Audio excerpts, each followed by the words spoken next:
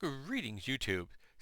I found myself thinking about area effect spells and saving throws. Now, when it comes to saving throws, all of us love to roll our dice and take our chances, and hopefully we're going to have enough bonuses or situational events that are going to put things into our favor. But if you're a GM and you're running the bad guys, you could have 15 people on the field.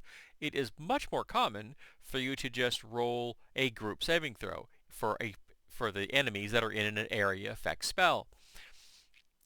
Until quite recently, I never thought of that.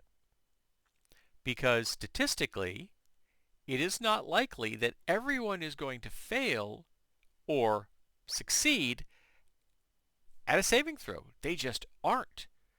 I mean, that's the beauty and the disadvantage of using a d20. Every single number is a 5% chance. It's all the same. It is truly random. Well, at least if your dice are honest. And so if you have a group of 10 guys within a fireball, which is quite conceivable, and you roll one roll, you have just put yourself as a GM at disadvantage if they fail, or put your party at a disadvantage if they succeed.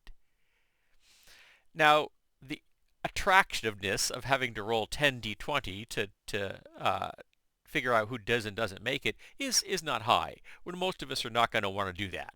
That's a lot of rolling, and it's a lot of trying to figure things out.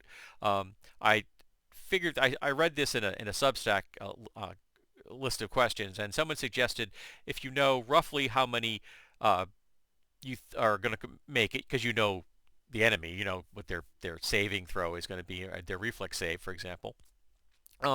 So you know that statistically about 2/3 of them are going to make it.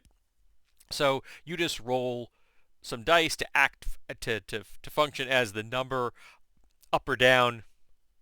It's like you roll 2d6s and you roll one's a negative and one positive, add them together, and whatever that number is, those are the ones that failed, and all the rest made it. So that is one way to take care of that as a group roll without having to do 10 d20s to figure out who who made it and who didn't. But it really kind of shocked me that I never thought of that. And I wonder how many folks out there listening to this have found themselves in a situation where they've never thought about the fact that the enemy groups probably shouldn't be doing, group saving throws. But then again, if you go in that direction, does that mean that group initiative doesn't make any sense? I mean, I've been doing that forever too. Most of the people I know do group initiative for the enemies, because again, you could have 15 people on the field. Having to keep track of which one goes first is a nightmare. So you don't want that, right? So you just do a group. You let the player characters, they all get their individual things, but they're the stars. They're the main characters. So the fact that they go into at different times makes sense from that kind of cinematic worldview that we all have. And in action films, you really aren't paying attention to which of the goons is going first. The Mook's order of preference is far secondary to the player character team's order of action. So yeah, do you use group saving throws for area effect spells? And if you don't, what method do you use? Or do you tough it out like a true GM and roll individual rolls for each and every one of those little mooks?